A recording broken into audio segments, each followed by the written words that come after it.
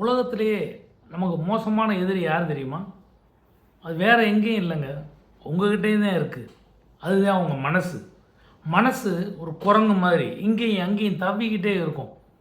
அந்த மனசை நம்ம கட்டுப்பாட்டில் கொண்டு வரலைன்னா நம்மளை அளவுக்கதிகமாக நம்மளை திங்க் பண்ண வச்சு நம்மளை கவலையில் கொண்டு விட்டுரும். சில நேரங்களில் நம்மளை ஒரு சிறு முயற்சியை கூட எடுக்க விடாது, பதட்டப்பட வைக்கும். அப்போ அந்த மனசை நம்ம கண்ட்ரோலில் கொண்டு வரணும், பாசிட்டிவாக திங்க் பண்ண வைக்கணும்.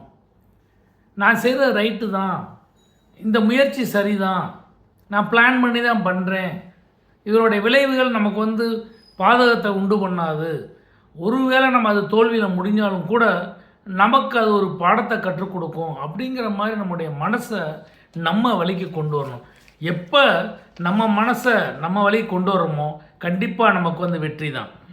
மனசை சொல்கிறத கேட்காதீங்க, நீங்கள் சொல்கிறத மனசை கேட்க வைங்க.